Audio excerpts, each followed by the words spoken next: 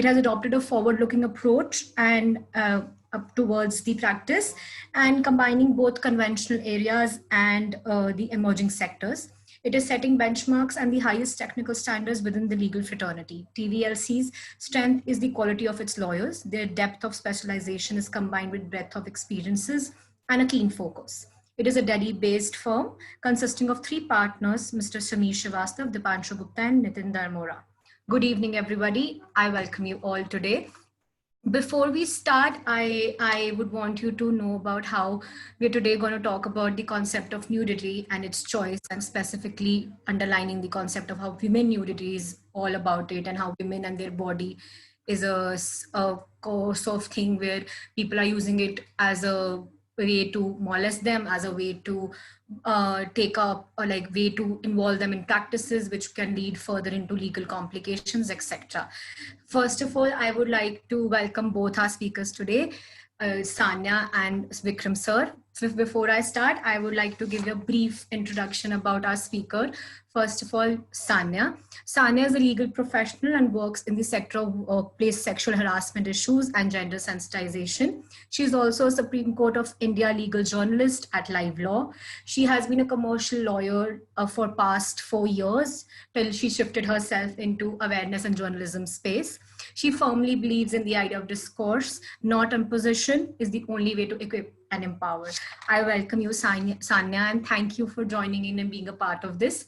So Sanya, before we start, I would like you to just first of all, give us a brief idea of how, when we talk about this concept of women, and when we talk about the concept of how nudity is attached to women's, and how women at one place, we talk about how women are involved in certain relationships and certain aspects, and then there is breach of trust and people use their intimate pictures and other aspects to probably molest them or bring them to a space where they are forced to do things which they would have not done if given the choice. Number one. Number two, then also give us like, what do you think when we talk about, we have seen spaces, I think you must have also encountered places where women by choice are here involved, where they're putting forward their body or putting forward the aspect of nudity as an part of business, and they probably it's their choice. But how do you think how problematic that choice is when it comes to that? Because somewhere down the line, when they are putting this choice in front of us and when they're doing this, there is also an underlying idea of how they subject their body as something very not very important, and something which can be sold off as a business commodity, and something which is commodified. So what is your take on that? Thank you so much for the introduction, Muskan. Hello everybody. Hi Vikram sir, very happy to be here.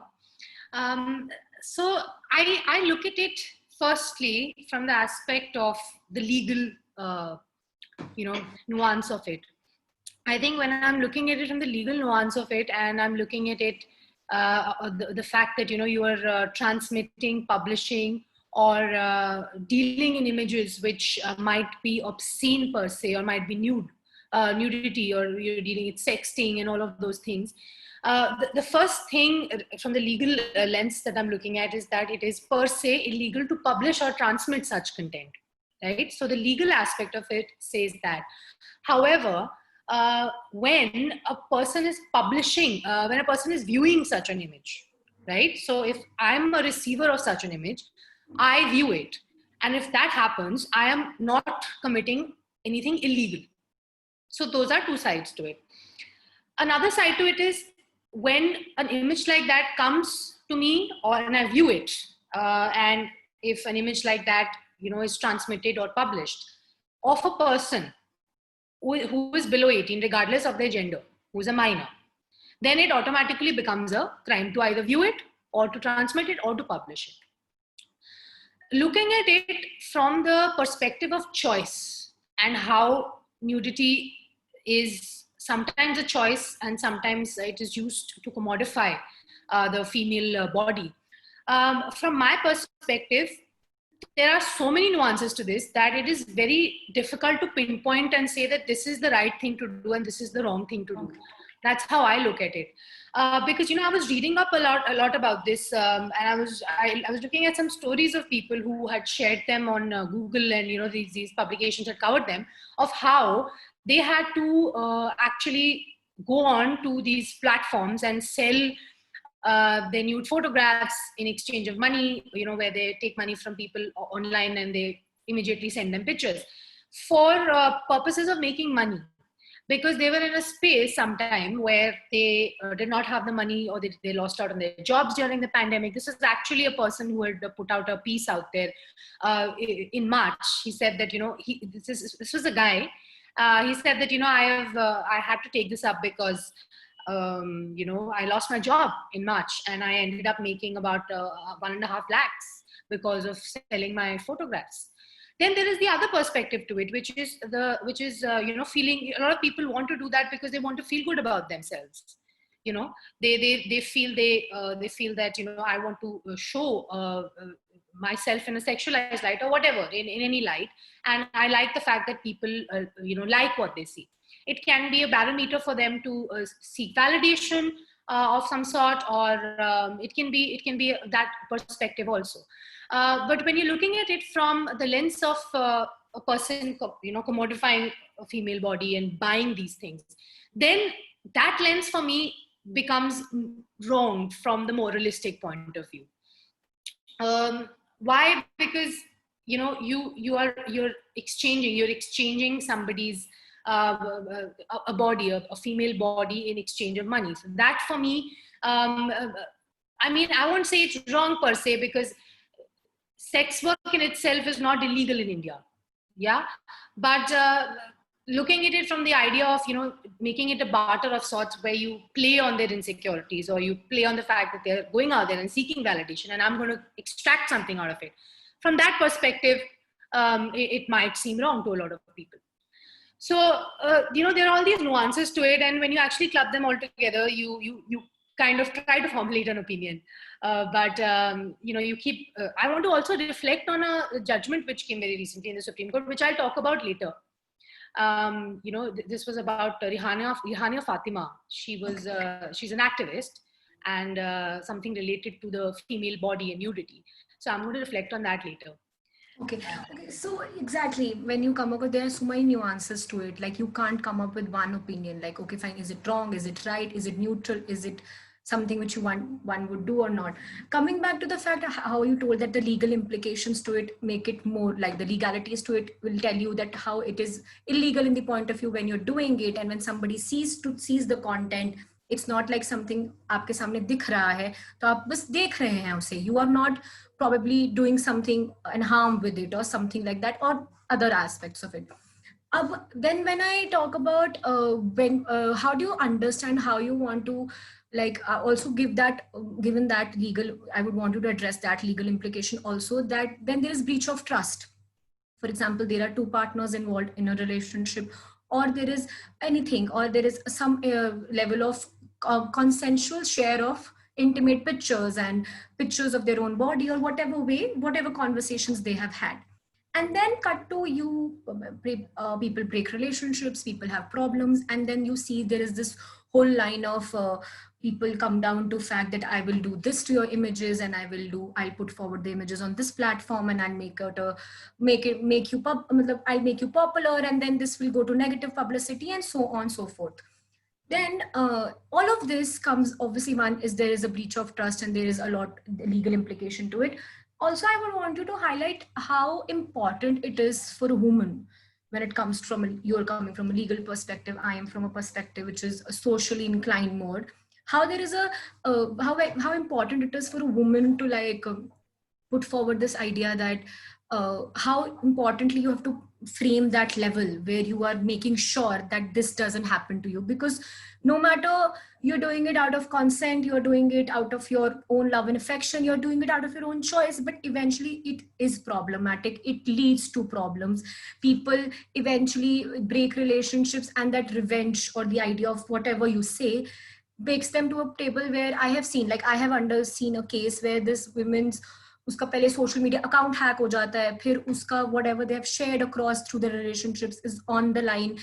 It's a full on social media troll for her, and then it subjugates yourself to mental health, then it subjugates to other problems and so forth.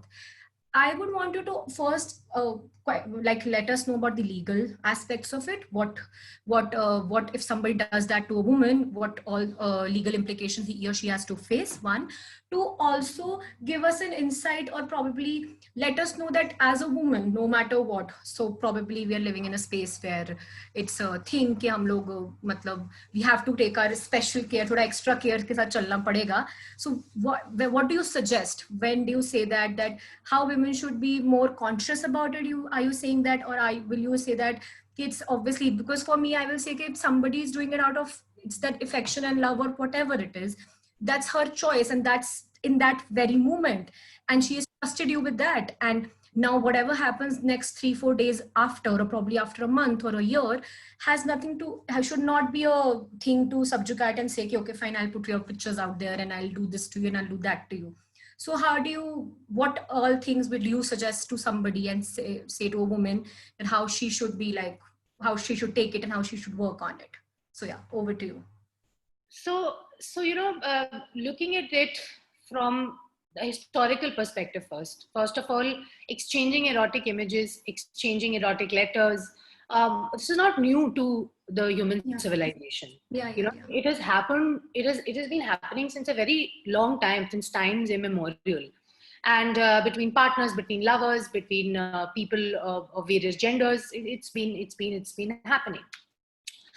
But now the implication of this is that it is very easily transmittable. That is the only implication. That is the only extra which has happened now, if you compare it with what was happening before. So now that it is happening, the first thing I think that everybody should be aware of is the idea of consent. Okay, the idea of consent is where a lot of people say that yes means हाँ ठीक है, हाँ बोल दिया तो consent है. She's saying she's sending me a photograph, so ठीक है, she only sent it. She only sent me a message saying that हाँ I'm sending you this picture, or any person for that matter. I'm not going to speak specifically for women. I'm going to speak for men also in this aspect. But the idea of consent is not so simple. It's not so simple so as to interpret it only as a yes or a no. It has a lot to do with nuances which designate enthusiastic yeses. So all of those things I think people should be aware of, that if whether a person is actually in pressure, they're sending it under pressure, or they're just sending it because somebody asked for it, or because it wanted to prevent a fight. So all of these things I think women and men should be aware of when they are exchanging such images, even from the receiver's point of view, right? So I'm not saying that it's wrong to exchange such images, but that the boundaries have to be established where consent has to be taken into account. Okay, so that consent should be absolutely clear, and you should be 100% sure of that. So that tomorrow, if so, let me tell you that when you delete a picture, when you get a picture, suppose on WhatsApp, and you delete a picture on WhatsApp, the hard drive of your phone continues to have it. Okay, and if God forbid somebody hacks your phone, or somebody hacks your iCloud drive, it tends to stay there. From little bit IT that I know, this is what I read and figured out. And when that happens, it can escalate. It can escalate in a situation where this image which was exchanged between two lovers or two partners, it's out there and it's being shared widely. So those things have to be kept in mind, and if that is why very recently this liability on intermediaries was imposed by in the legal perspective, where they have to be very careful. The intermediaries like WhatsApp and all of these platforms, they have to be very certain and very sure of what is happening in their platforms, and they have to have a way to curb it and control it. Also, you asked me whether it should be a choice, or I have to go back to the question. So I also asked you about when it's a breach of trust very clearly. Yeah. What legal implication of it? Primarily, if the women, most of the time it's with the girl. So what she should know, right? This is, I can go to the court and I can obviously say that this is what has happened to me, and this are all, what will be the implication to the guy, and how she can go forward with that. One aspect which I would want you to help us with. So if exchange electronically, Yeah. there is the Information Technology Act. Okay, that came about recently because all the information technology aspect, IT aspect started, blossoming. So this had to come about, which is section 67, 67A, and 67B. So, like I said earlier, that if you transmit or publish content which is pornographic, or which is lascivious, the word used is lascivious in the law, right? And lascivious is something which invokes sexual desire. That is what it means. So, and when you, okay, I'll stick to the point here, and then I'll go to what lascivious can mean for different people in different contexts, different cultures, and different religions, and different countries. But in this aspect, anything which invokes sexual desire, and if you transmit it and publish it, it immediately becomes an offense, and the offense which is attracted can have a punishment of up to 5 years, fines up to 10 lakhs. So in this situation, of course, the Indian Penal Code also gets attracted immediately, and so that happens. And of course, then when you're looking at girls who are below 18, who are minors, then there are very strict punishments for that. Then the POXO Act gets activated, the IT Act gets activated, the IPC gets activated, and all of these things come together, and there's a more severe punishment in such a case. So legal implications are definitely pretty lucid, and it's not like there's nothing out there, or there's no legal framework. Yeah. Yeah. Yeah. Okay. So coming up, so both of that aspects. Now, again, another thing which comes into our mind, or probably so when we were discussing, I think I had a discussion with you regarding the session, and we were talking about it. So there was always, I told you that how I take it. So for me, it's basically, it's very problematic to me when I think of it as somebody, okay, fine, a woman making a choice of, okay, I will do what I have this 10 pictures of mine, which is like nude or semi nude, or like whatever. These are basically invoking sexual desires, and then I have videos, and then I have this, and I will make an account of my own on the on whatever platform, and I will sell it. That's her choice which she's making.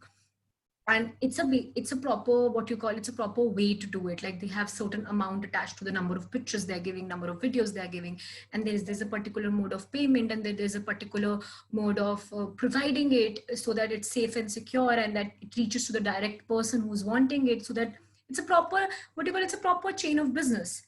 Having said that, now that's okay for me. But do you think now this is it's not very legal, but I think not legally implicable, but yes, socially, when we talk about it, or at a societal level, somewhere down the line, it also indicates a fact that women have ingrained, or probably with the time have, I think, made a point within themselves somewhere down the line, that their bodies, or these things can be something which can easily get them whatever they desire, or probably this is how our body should be used, or because people treated us in such a way, so let's do it in such a way. Let's take it as a form of lifestyle, or let's take it as a form of business, and let's take it as a form of normal thing, and just let it go. Whereas when, for example, if you talk to somebody like that who's doing it, or if you get in touch with them and you question them with all these intricacies, they probably still don't have answers for it. They probably still don't know why they are doing it. And that's only because probably, I think, that the society around them has been such, or probably the incidents, or probably their experiences have been such, that they have ingrained this idea with the time. And now that they've so ingrained, that they don't want to obviously question it, one, and they don't want to also somewhere down the line get out of that whole cycle, because they have become so comfortable with it. How do you take that? Like, what are your views on that? So, let me tell you one thing. India is the third largest consumer of pornographic content in the world. Okay. And when you sit here and when you talk about whether a person is, exchanging images in return for money, or putting out videos in exchange for money, it is very easy to kind of just say that, it's something wrong and I would never do it. Or, when you're generally talking in our living rooms, Yeah, yeah. we see that, oh, this is not right, and this is absolutely unfair, and women should not be commodifying their bodies. But we forget that they are commodifying their bodies, whoever is are probably also certain or sure of the fact that it will find a market. Okay, firstly. Yeah. And secondly, whether or not it's a choice, it is a form of sex work, if you look at it like Yes, that. yes, totally. Yeah. And I'm somebody who does not degrade or justify sex work. So for me, when I look at it from my own lens, I look at it from a very choice point of view, where a person is above 18 years of age, is making a choice to go out there and post their own content. Yes. But the problem happens when a person who's anonymous and they're only sharing pictures of their bodies. Yes. We don't know what age they are of. Which age they are of. Yeah. Yes. So that is the problem. When, a person who's below 18 can't really figure out whether what they're doing. I mean, I think they can't really figure out whether what they're Yes, doing. there are certain times when they're doing it out of validation. They're seeking some validation about themselves, or they're seeking some kind of what you call acceptance from the society, from the people around them, and that's how they do it. And again, when you say it about the concept of choice, yes, it's probably somebody who is above 18 years of age and who have had that set of things can make a choice of doing what they want to do. But again, that content, there is a certain line of content, and then the choices they make is obviously laid on experiences, one, and obviously if they want to do it, why not? But then again, then comes the receiver's part of it. Now when somebody who's receiving it, they don't, when you're saying that this is what we are, okay fine, we would want, they text them and they whatever they do and they would want them, they're like, okay fine, this is what my scale chart says and this is how I can provide this. It's a form of business for them, they are choosing it.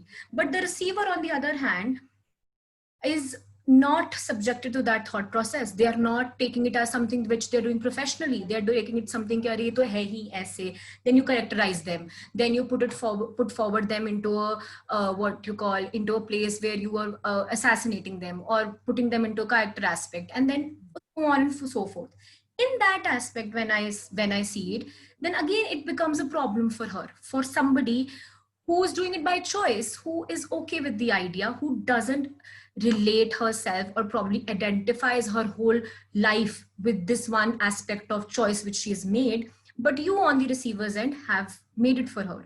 You have identified her, or you have probably made her, you recognize her just by that. You just recognize her with that whole idea. And again, no matter if she's doing it by choice, or the idea is if happens to her by force, or it happens to her by situational, she's with a partner, there are different aspects.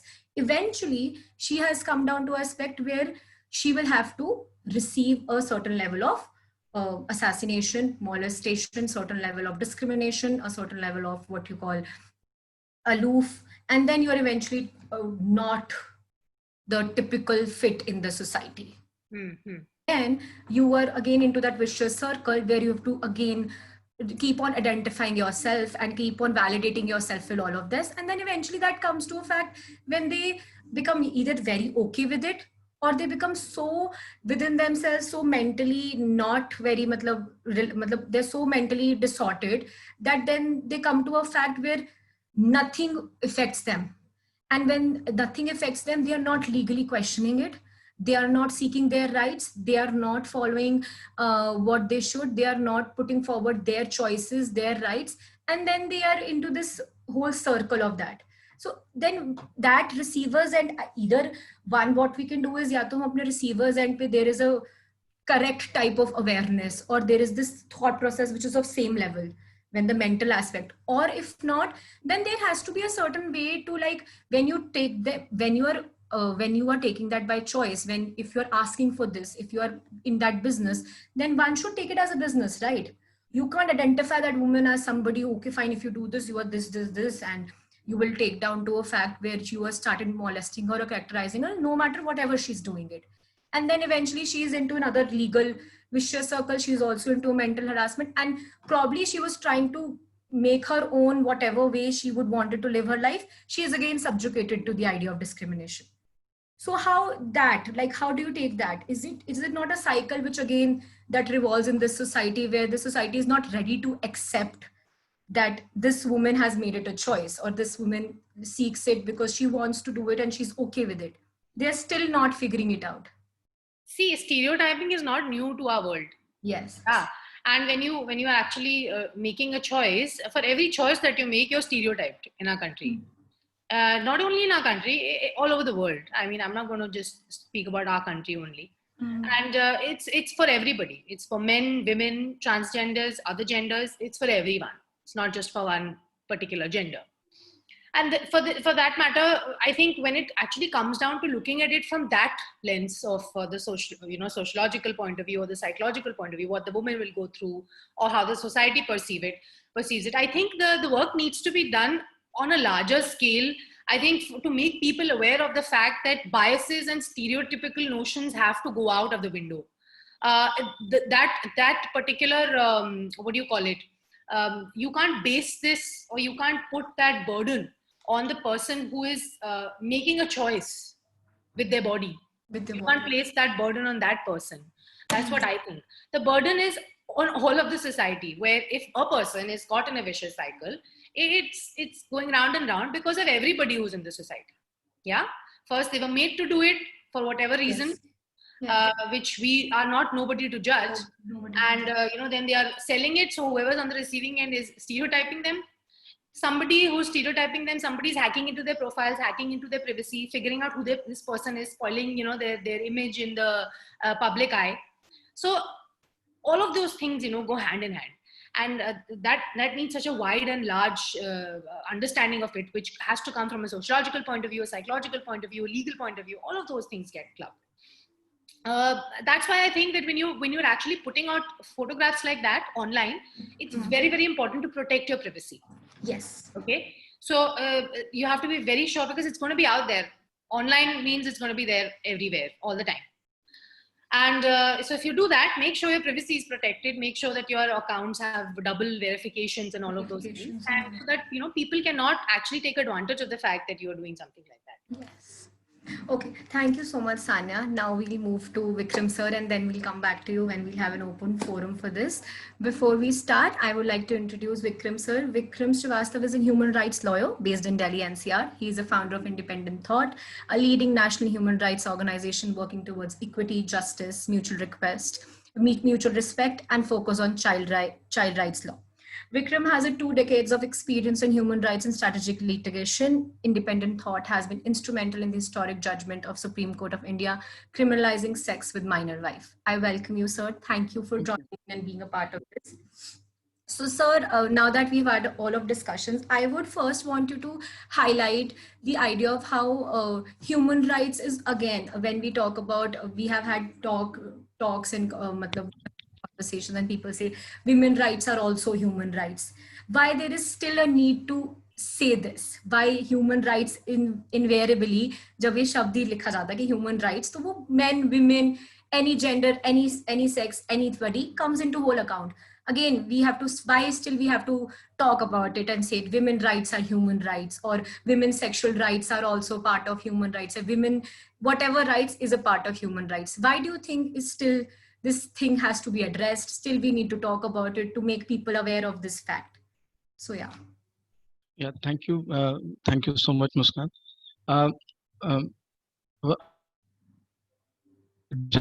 Which was happening, and let me point few points before I start, and I'll also build around that, so that we bring the different.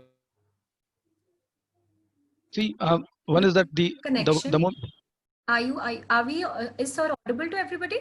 I think connection. No, there's a connectivity issue. Yeah. Am I audible now? Yes, works, sir. So I was just listening, and one point which came immediately at the end of the discussion was that the receiver's idea, the receiver's opinion about that person, and then kind of stereotyping of an individual with regard to whatever she chooses to do.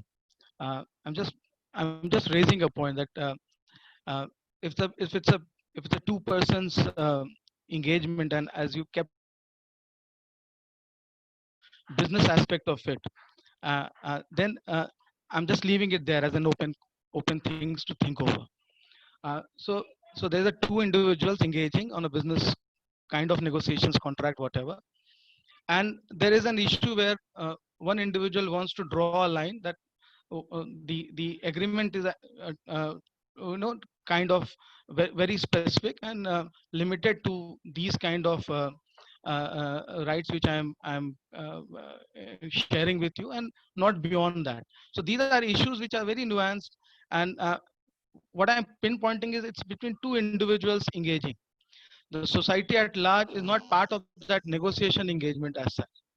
The second aspect I would like to bring that there has always been a debate between individual rights and collective rights. Many a times, the clash between individual choices, individual taking decisions with regard to themselves, and when it comes to the larger community as such. So, and I'll come to your that human rights and women rights differentiation from here on. And so when we think of the larger collective rights of any group as such, women being one, then the emphasis many a times are more on the vulnerable section of that society, on various other aspects, and then in that negotiation many a times the individual rights get uh, get restricted. It may not be liked by many, but the reality is such. When we think of lawmaking, larger human rights ideas and concepts, many a times individual rights do get kind of subdued or restricted when we think of the larger community rights, community issues. Uh, See, it's very, we all know why different sections started getting recognized, be it women or be it children, and why the larger idea of human rights couldn't cater to their aspirations. And that's the reason why now we have several categories of rights. So you have, there's no difference as such. There's no difference between human rights and women rights. What it does, it's make it more specific. It tries to bring in more conditions are mentioned in more nuanced manner, and it tries to answer issues which are very, very specific to women, not of the larger human society as such. Yeah.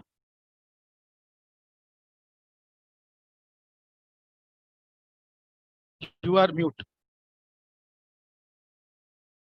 So when you were talking about, we had a discussion, आपने कहा कि I will come to that fact where there are two individuals only involved. So society is not playing a larger role. दो लोग हैं जो business perspective में काम कर रहे हैं, and that's how they share the images and whatever process they're involved in. But again, when we talk about that receivers end, that receivers end is subjugated to the idea of stereotypical notion of certain kind of female who is involved in this kind of business, and she's doing this because of this might be the reason. So then how do you understand it? How do you Who is the receiver? That's a very important question to ask. yes Who becomes your client? client? It is not the general public of the society who becomes your client. The client also comes with a mindset. Yes. If the person proposing to share such images comes with a mindset and which she is completely free to do, there are no questions on that. But then the client is also coming with a, so we also know, we like it or not, but we are also have an opinion about. Yes. Yes, so that opinion, so again, then when you say this, so obviously they have their preconceived opinion about that person or anybody. So when that is there, you obviously cannot change that opinion in one go, or probably cannot say it कि okay fine, ऐसा नहीं आप ऐसा सोचिए, ऐसा नहीं आप ऐसा करिए, वो नहीं हो सकता है. So then how do you understand this whole circle? Why do you think that why first of all this circle had to bring into concept when we say it, as we said that it has not been something which is aaj ka naya nahi hai. Erotic images sharing and everything has been part of the history from time immemorial, but again coming that to as a business aspect, and then be involving these two individuals who have their own preconceived ideas of they themselves and also to the other person. then again they turn down to a fact where this women can be molested, or where this women can be subject to the harassment, where this women can be subject to a societal implication where she has to protect her character, and she has to build a framework, and she has to do whatnot to maintain her dignity. Then when this is a form of business, but again this implications come into line, how do you address that? How do you think then this system should function? How you figure it out in that aspect then? See, let's uh, go to a little root causes of the whole issue. Uh, we uh, we are still, and globally also, as she rightly said, it's not only about India. We are still a very men-dominated patriarchal system, and the world over, the economy is still governed by men. Matlab, the most progressive and the most looked at country never had a female president. So we are still globally, even the most progressive, most powerful economies are also still men dominated, very patriarchal in its construct. You know? So let's start from there. And then there are very clear gender roles demarcated for men and women. So we will have whatever I see, women flourishing are still exceptions to the rule. So there, even the most educated and most successful women in the any profession for that matter are still exception if you look at from the numeric point of view, and they are good exception. They are people to look at. They can be role models for other young girls in the country and globally also. But that number is so small that they are still exception. So now let's keep the exception aside. Now let's talk about the generality of it. Let's talk about the rule. Now the generality is that women, and I am categorically saying, let's keep that exception. People who are educated, successful women who are doing good in life and who are making choices for themselves and for others also maybe. So that number is still very less in the world. Now, if we keep that aside for a moment, then if you look at the larger section of women in the country, let's also stick to India now, of the country, the situation of such women are very, very governed by the patriarchal construct of the society. Now, what that patriarchal construct does, it does govern what you are going to do, how you are going to do, who is going to decide on your behalf, who is going to be demanding and who is going to be pushing what you do.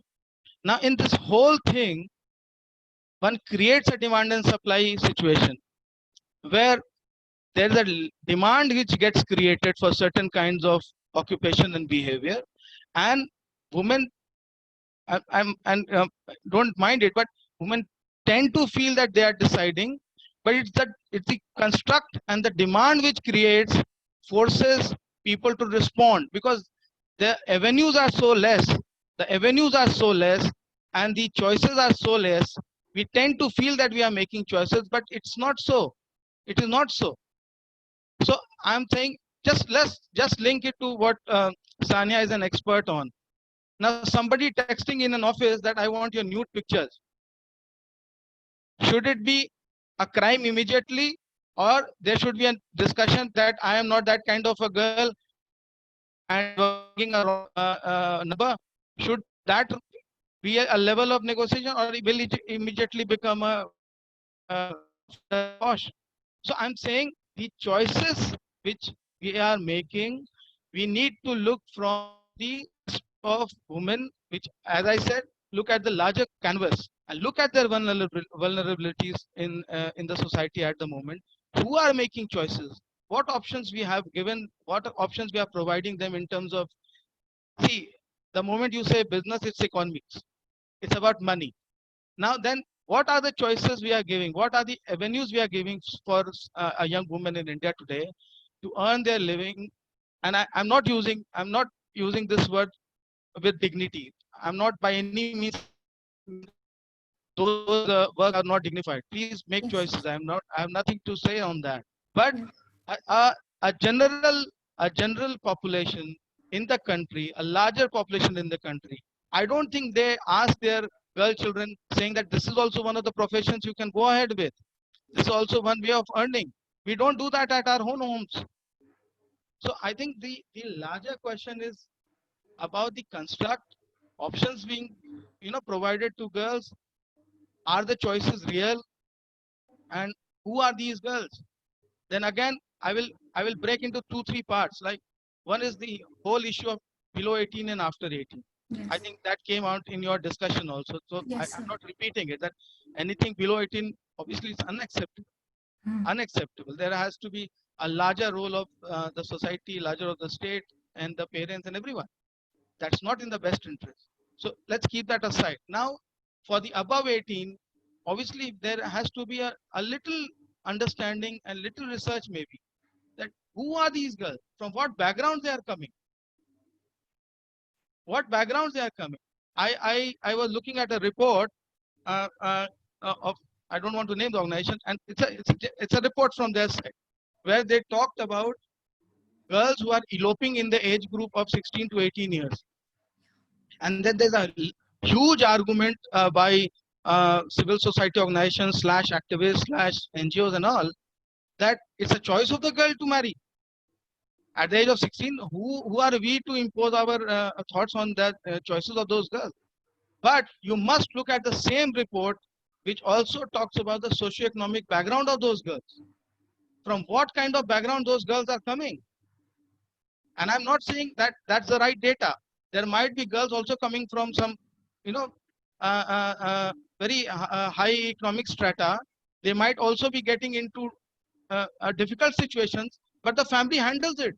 Yes. The family take care of those aspects, but that's not happening at the lower strata of the Lower society. strata. So I think that's very, very important when you talk of these issues. That's my personal view. And Yes. obviously, an adult makes a choice, so nobody can have a say on that. Yes, so obviously, sir, when you say about this very clearly, it's also about how there is a circle of poverty, then unequal access of resources, and then the idea of to get their necessities fulfilled by hook or by crook, because you probably are the only girl child, or you probably is the 2 3 girl childs in the family, and you are into a lower strata of society, and then you have these choices available. Now, even if you try to make this, there are ways if these go for domestic helps and domestic help workers, then there are also agencies which plant them in such a way where they're again pulled to the idea of flesh trade, and then they are into involved into it. And pri- primarily they beforehand, if it's forceful, eventually they are subject, they are into it because they can't help it, because they don't have the privilege to go and question it, or probably have that level of resources to like ask and say this is wrong, this is not right happening to me. So there's also unequal access, poverty, and probably unawareness and education, a lot of other resources which also define the kind of choices which the women is making in as per se, right? See, um, when you asked me to come for this webinar, I asked one of the interns to do a little research. I gave her a few pointers to do a research. And she's a 19-year-old girl, very bright student. I'm not naming her. And she gave me a 3-4 pager document based on the pointers I asked her. Now, in the first part of it, I'm just the broader structure I gave, but she did a beautiful research. Now, what she says is that nudity, as the title of the course is, nudity is a person not wearing clothes. So it starts from there. Now she came down to saying ki, a clothing is a human characteristic. No other animal wears clothes.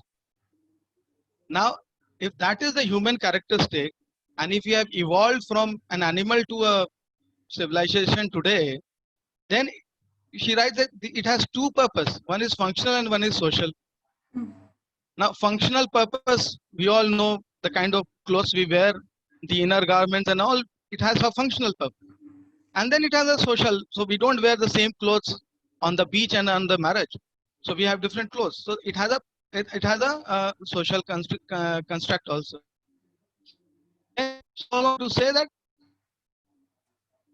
like at least for our country, nudity per se was never an issue.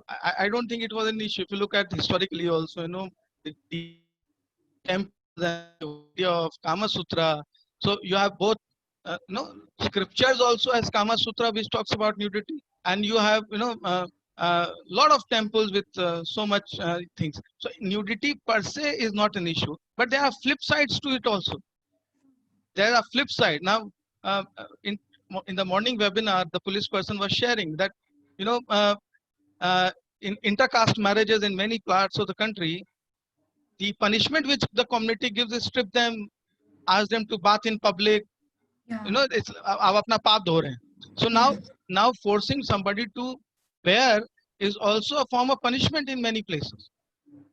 And we never forget that clip of that Fool and Devi film, the Bandit Queen. So wearing somebody is still something which is seen like a kind of a reversal to what humans have evolved to. Hmm. So I think the idea here is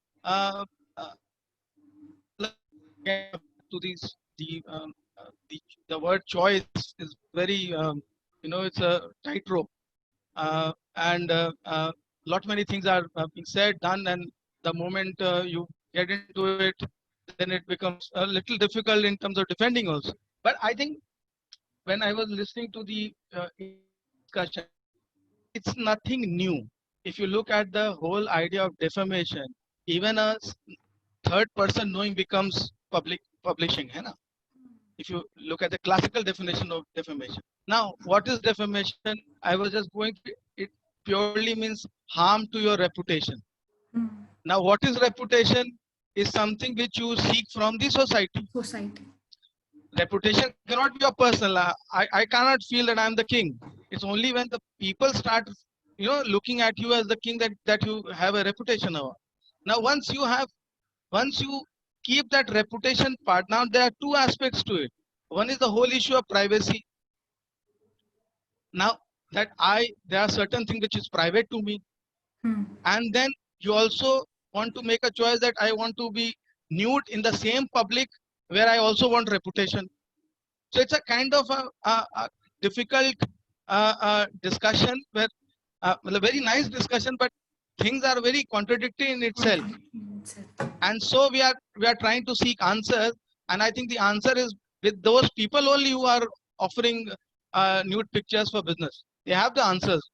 They must be having answers to it. They know what they are choosing.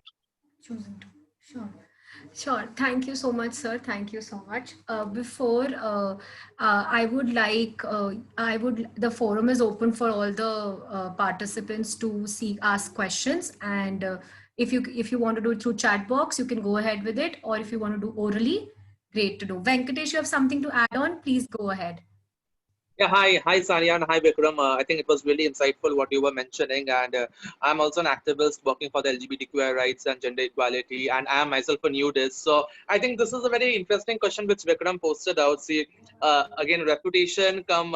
So when you are a face, like you are working for the community and you are a face, and simultaneously, I think Muskan might be knowing if she's on my Instagram. So on the same Instagram handle where I have my activism pictures also, on the same Instagram, I do have my nude pictures also. So it's a very matter of statement like, okay, you are being a face of the community, you are posting a nude pictures. So for me, nudity is not porn. So I'm not posting any pornographic content, and that is one point I make it very clear to them.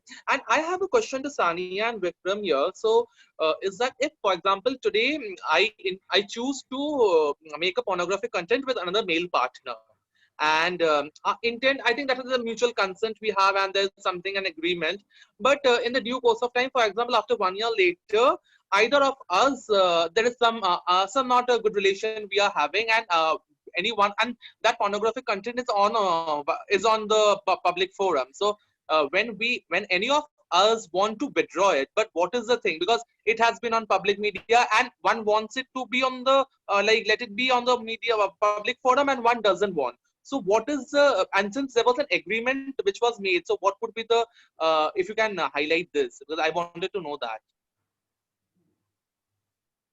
I think Vikram sir, you can add on, and then Sanya can add on. What was the agreement? For like today, if we both are at that point of time, we are ready to have a pornographic content together, and we are having it. We are on a content, like we are having a really good bonding, and we decided to shoot for a pornographic content. But later, after 1 year, That part is understood. What I'm saying is, when one partner wants to make it public, what was the initial agreement? okay, so like when one of them decided to make it public. Yeah. Not very sure about that. Like, what would, can I just highlight? You'll get vague answers. You have to be sure. What is the agreement? If there are two people agree to certain things, which was private in its essence, bothered. Neither the society is bothered, nor the other partner is bothered. But the moment one party wants to make it public, then both the other parties may become bothered. Your public may also become bothered, and the other partner may also become bothered if it's not part of your contract or the agreement which you all had. Okay. So, but if we had a mutual consent at that point of time, and later one withdraws it, those are issues of facts. But if there's an agreement and that agreement still exists till the point you made it public, then you have at least satisfied your partner. But you may not still have satisfied the public. It may still be a public nuisance. okay. Cool. Thank you. Sanya, anything you want to add to that? I actually want to add to something that Venkatesh had said earlier. He spoke about how I want to put images out there which might not be pornographic, but they are purposes of activism. So I want to use those images and put them out there.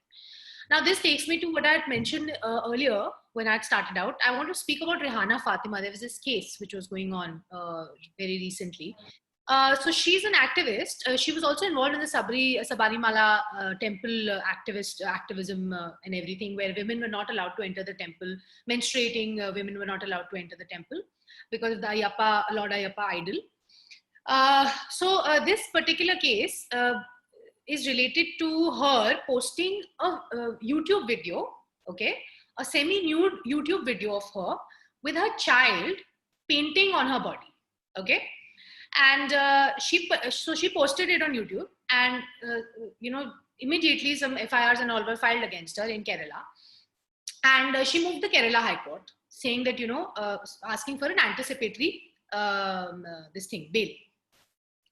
So the Kerala High Court said that we will not grant you anticipatory bail because what you've done is activism from your perspective, but how we see it is a form of using a child for sexual gratification. Okay, so they said that this comes under POCSO crimes. So you're putting out a child out there who's painting on a woman's nude body, regardless of whether it's a mother or whatever, and it will attract provisions of the POCSO Act. Now she went and challenged this in the Supreme Court, right? Now the Supreme Court also said that, her argument was that, I am doing it for the purposes of activism. I want to educate my children about not hypersexualizing the female form. I don't want them to do that. That is my way of making them aware of the women's body. She also gave examples of, like what Sir said, the Bandit Queen case. Now, in the Bandit Queen movie, it came about in the courts, and the court said that nude scenes in that particular movie do not amount to obscenity because they are being used as a form of understanding what she had gone through at that time or about her life. Similarly, she also placed reliance on one more case where she said that there was this man who had posted a nude picture of his granddaughter and his son-in-law painted black and white. So they were nude and they were painted black and white. And he had done it because he wanted to send out a message against apartheid. Okay. So the court had said that what that man had done for his, posting out a black and white painted nude body of his children, and his son-in-law, was not obscenity, did not attract any provisions, because he wanted to send out a message. But in this case, the court said that no, it will attract provisions under the POCSO Act, because you're using a child out there. As long as you're doing it in your own home, we don't want to comment on that. But the moment you're putting it out in public, you're sharing you're sharing photographs, or you're sharing content out there where children are involved, where people might seek sexual gratification out of it. So I just wanted to add that bit, where the different interpretations of how courts have perceived nudity, how courts have perceived pornography, lascivious content.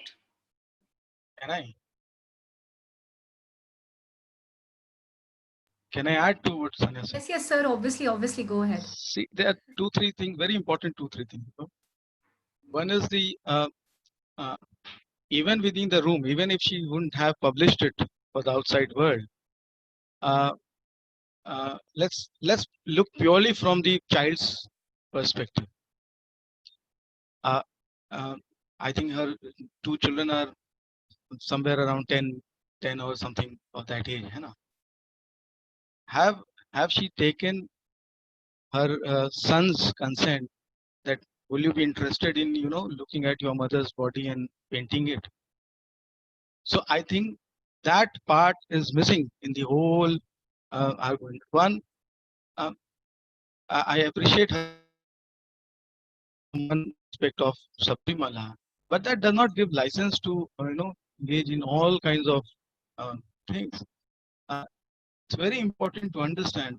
See, when it comes to, I don't know how her children, once they are adult, will react to this video. I'm not sure. Once they have their own mind as an adult person, I'm not sure how good feel they will carry with regard to this video. So what is I think referring to is that at your own level, at your own mind, at your own way of thinking, at your own choices and all, you are free to do many things. But the moment you engage the other person, and this other person, we are linking at her child. Now let me put 2 things very very clearly. As I was looking at the drafting committee debates, when there's a very beautiful discussion on conversion, and one of the arguments which are getting discussed is, what if say a parent converts to Christianity, then will it automatically convert the child also? And there is a very beautiful debate, and that debate is why should the child automatically gets converted? And if you look, forget that part now, but if you look at part 3 of the Constitution, which talks about the fundamental right, the whole Constitution does not mention the word family. There is no mention of the word family. There's a mention of the word parent in fundamental duties. Part 3 has no mention of parent, no mention of family.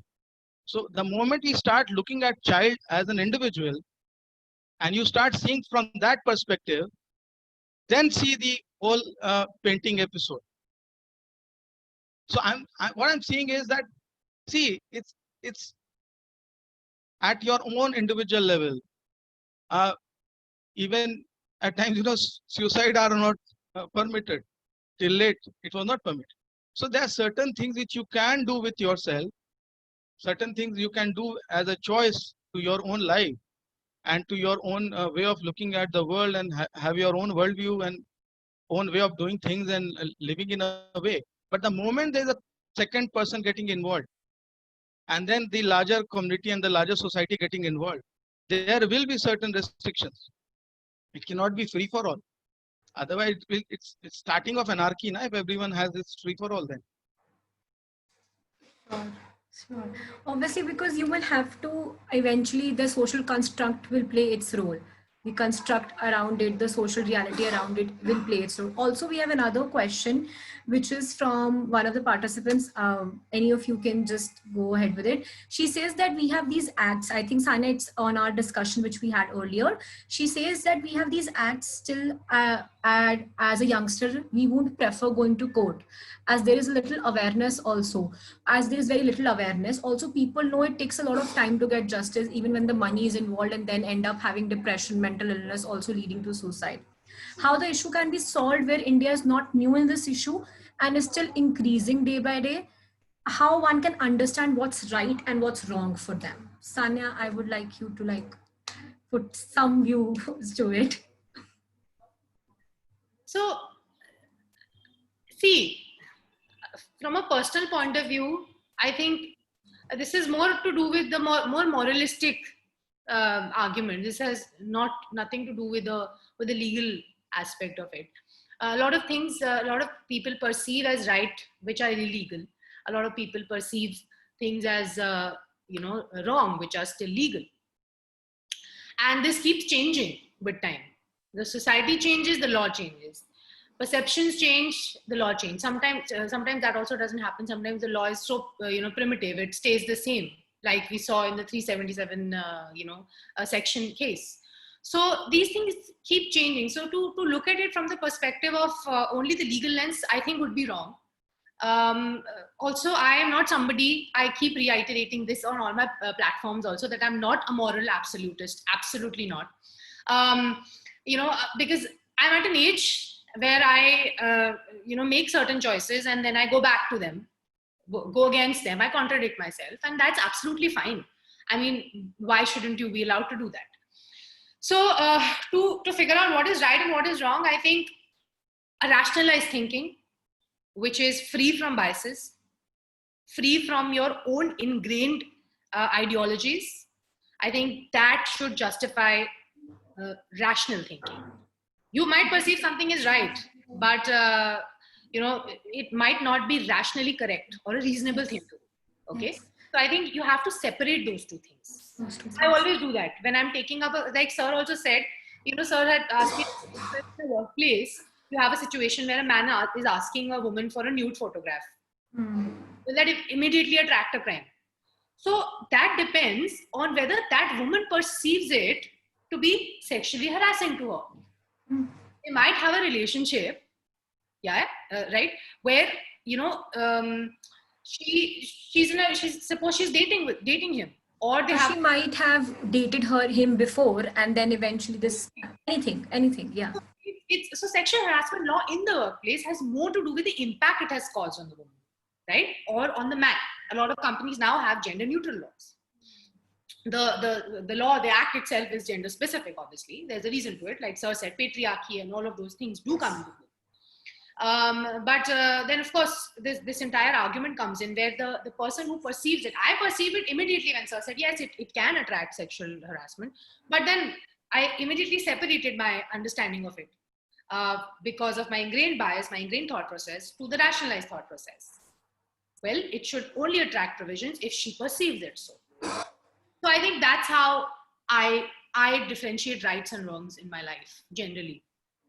Also, you're right when you say that you have to also, if you're saying that once this is done and now this is problematic to it, and you, ab kya kare, ab ye ho gaya hai, how do I go to the court and so first of all, you also have to stop blaming yourself. Like you will not suddenly go कि मेरी गलती है, मेरी वजह से हुआ है, ये हो गया. उस thought को you have to, obviously this will come, but you have to put it aside and talk about in a rational aspect that this is what it is, how I'm going to practically or probably according to the given legalities to it, according to the reality, real actual movement, actual situation to it, how I'm going to react, rather than my ingrained idea of what I should do or ये ऐसा होता है और ऐसा नहीं होता है. बहुत सारी, we should not like judge the whole situation according to our own perspective only. Exactly. Yeah. Okay. Anything else? Anybody else with any other question? Anything? I don't know if I missed out something. If anybody can help me with that. Hi. Oh, ma'am. Miss. Yeah. Hi. I'm from Mizoram, northeast part of India. Firstly, I want to express my heartfelt gratitude for the interesting lecture on this evening. And then my questions is about the nude picture they posted on some Facebook or Instagram, anything social media. Um, from a different perspective, the nude picture they posted was can be considered as um, something which portray their um, grateful to their body or something like that. And that was permitted by Article 19, which is the free right to freedom. And but at the same time, during this pandemic, many third party has been downloaded and reposted, adding some defaming caption for them. In this way, what will be the best way to tackle this thing? Thank you. I think Vikram sir, if you can take that, and then Sanya can add up to that. Anyway. Can you help by repeating the question? She was not clearly audible, but what she said is that she said that there were certain pictures which were out on Instagram, Facebook, of which they did it on their own. But during the pandemic, those pictures got reused, and somebody started using those pictures and defaming it, and started writing captions which were defaming and everything. So in that situation, what is the best way to tackle this issue? Because she had put in those images by her choice on the social media, and that was personal, and eventually somebody used it and they wrote defaming captions and things over it, and it got circulated, right? That's what Vanar Mavi, is it that what you've said? Yes, that's right. Okay. See, I would like to add, sorry, I also understood this was the boys' locker room episode, from what I can understand. And this is also, she also said, how do you balance the rights of the constitution where you're allowed to, express yourself freely under 19? 19. Like, how do you differentiate these two? Balance the rights per se. see, anyone who is using or misusing without authority, and so any unauthorized use or misuse of anyone's picture is obviously illegal. So there is always a scope for filing criminal complaints and all those things.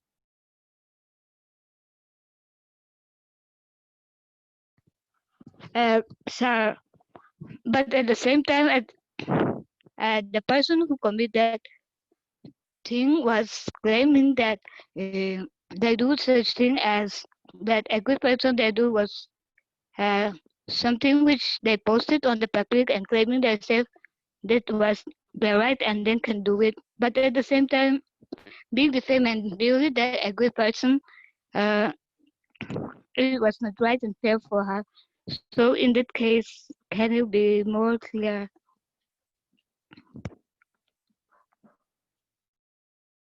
Muskan, you are mute.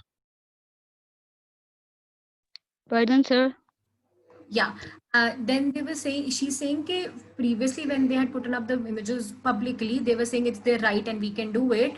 But eventually they started being used as a defaming thing, and they started writing captions over it, which is defaming and everything. Then she's saying, how do you balance that? That pehle wo keh rahe hain कि ये तो हमारा right and we can do it in public, we want to put it forward, and then using those same images and defaming and putting out vulgar thoughts and putting out, how that comes into play then? See, when I do post trainings, and I'm now picking up what Sanya said, that they might be in a within the office scenario, which is a reality today. That's nothing surprising about. But I keep telling as part of the training that there's a road and then there's a side mud road. So nobody stops you from driving on the mud road. It's not illegal, but there are risks attached to it. And now anyone who does post training, and she must be knowing that WhatsApp is one of the biggest culprit today. And how cases which are detected by the their real partners, and then how it turned out to be the reason for filing a complaint in the organization. So it is something like that, that if you drive on the mud road on high speed, there's a risk involved. And so whoever is putting such pictures, and who has a reasonable mind, uh, also knows the risk attached to it. These days people even fear putting their own child's picture on internet, because things can be morphed and misused. So anyone who has reasonable mind knows the kind of dangers of such actions, but there's nobody who is stopping them from making that choice, that डर के आगे जीत है type का concepts. So please go ahead, play with fire, but that's, you must know that it may burn you, may hurt you.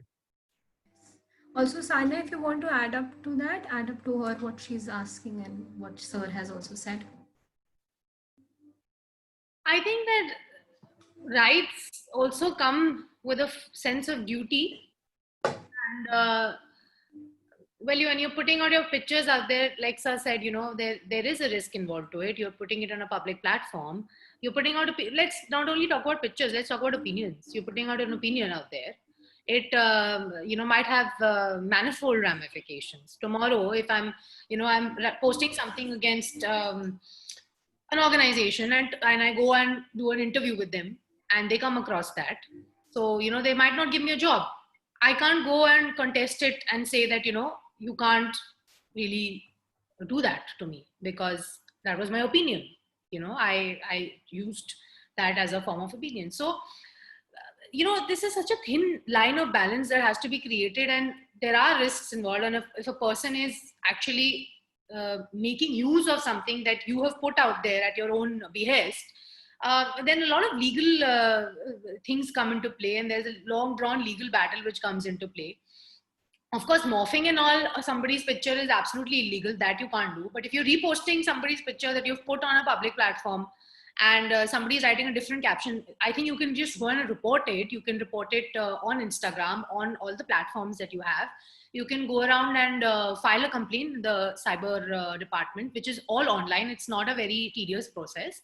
So all of these things can be done in such a scenario. But of course, there's a measure of, understanding and rationalized thought process that has to be kept in mind when you're doing things on the internet nowadays. See, I concur her thoughts. I think the ma'am also used Article 19, but I purposefully didn't use the word reasonable restriction. I tell you why.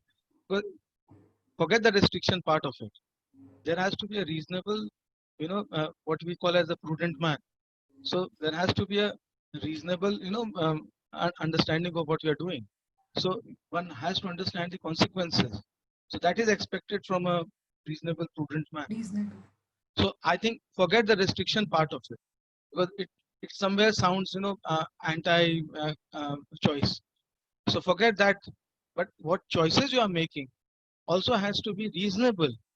Nobody is restricting, but if you are taking that risk, be ready for it. Sure. That's exactly that. Also, you have to be ready for the consequences of the decisions you're making, in no matter in whatever aspect. When she's saying, I think she's clear about it. Great. Okay, I think we have another set of questions, maybe. No, we don't. I think so. We'll end the session here. Thank you so much, Vikram sir. Thank you, Sanya, for joining in. Thank you, Muskan.